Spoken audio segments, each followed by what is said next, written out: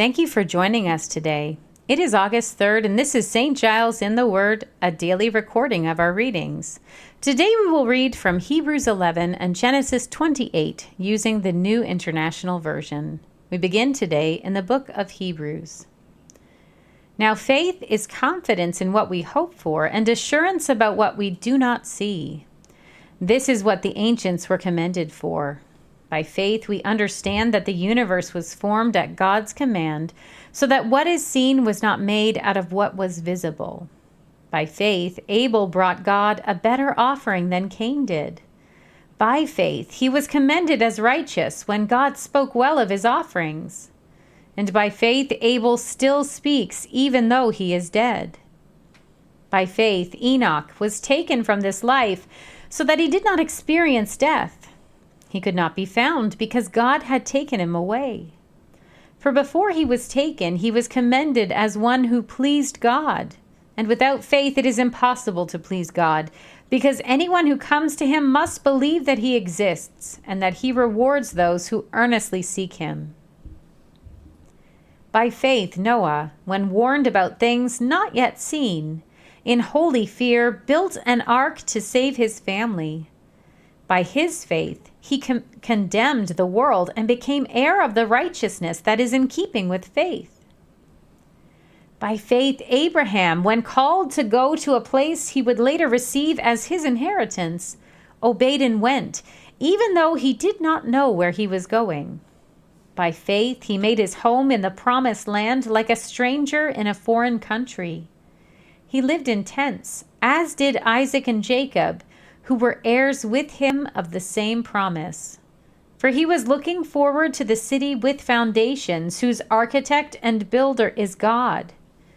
And by faith, even Sarah, who was past childbearing age, was enabled to bear children, because she considered him faithful who had made the promise.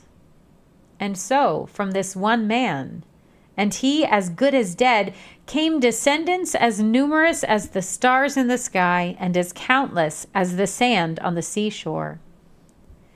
All these people were still living by faith when they died. They did not receive the things promised. They only saw them and welcomed them from a distance, admitting that they were foreigners and strangers on earth. People who say such things show that they are looking for a country of their own.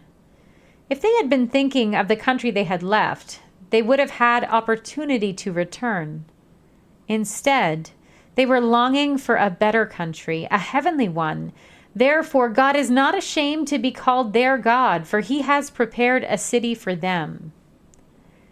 By faith, Abraham, when God tested him, offered Isaac as a sacrifice. He who had embraced the promises was about to sacrifice his one and only son, even though God had said to him, "It is through Isaac that your offspring will be reckoned."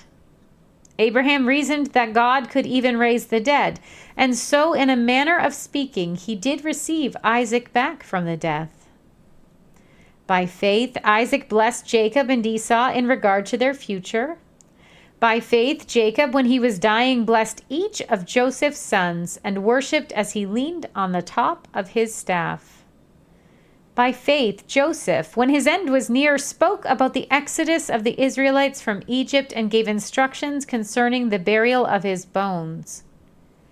By faith, Moses' parents hid him for 3 months after he was born, because they saw he was no ordinary child, and they were not afraid of the king's edict. By faith, Moses, when he had grown up, refused to be known as the son of Pharaoh's daughter. He chose to be mistreated along with the people of God rather than to enjoy the fleeting pleasures of sin.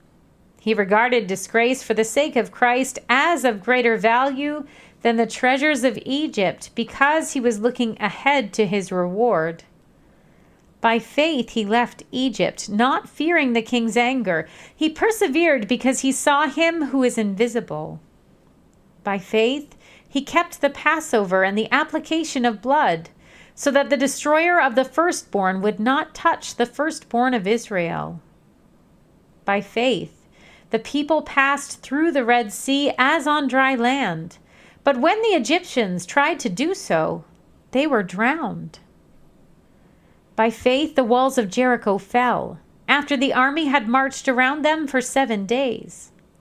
By faith, the prostitute Rahab, because she was welcomed the spies, was not killed with those who were disobedient. And what more shall I say?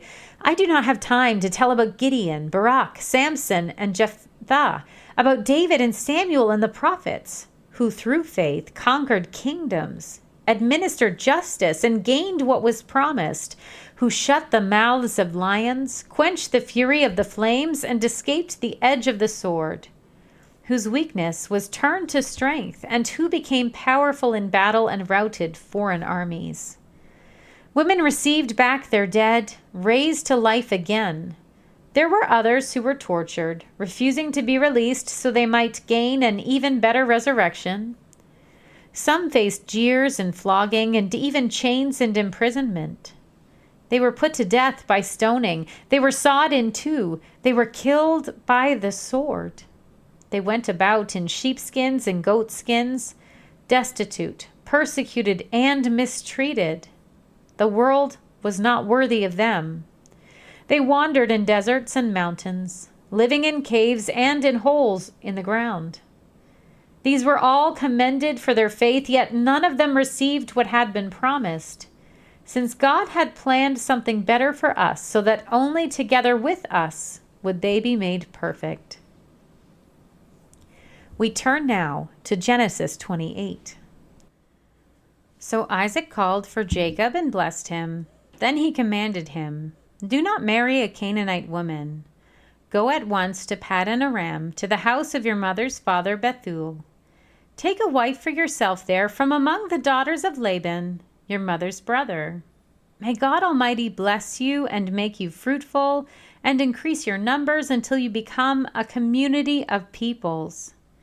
May he give you and your descendants the blessing given to Abraham so that you may take possession of the land where you now reside as a foreigner, the land God gave to Abraham." Then Isaac sent Jacob on his way, and he went to Paddan Aram, to Laban, son of Bethuel the Aramean, the brother of Rebekah, who was the mother of Jacob and Esau. Now Esau learned that Isaac had blessed Jacob and had sent him to Paddan Aram to take a wife from there, and that when he blessed him, he commanded him, "Do not marry a Canaanite woman," and that Jacob had obeyed his father and mother and had gone to Paddan Aram. Esau then realized how displeasing the Canaanite women were to his father Isaac, so he went to Ishmael and married Mahalath, the sister of Nebaioth, and daughter of Ishmael, son of Abraham, in addition to the wives he already had. Jacob left Beersheba and set out for Haran. When he reached a certain place, he stopped for the night because the sun had set. Taking one of the stones there, he put it under his head and lay down to sleep. He had a dream in which he saw a stairway resting on the earth, with its top reaching to heaven, and the angels of God were ascending and descending on it. There above it stood the Lord, and he said, "I am the Lord, the God of your father Abraham, and the God of Isaac. I will give you and your descendants the land on which you are lying. Your descendants will be like the dust of the earth, and you will spread out to the west and to the east, to the north and to the south. All peoples on earth will be blessed through you and your offspring. I am with you and will watch over you wherever you go, and I will bring you back to this land. I will not leave you until I have done what I have promised you." When Jacob awoke from his sleep, he thought, "Surely the Lord is in this place, and I was not aware of it."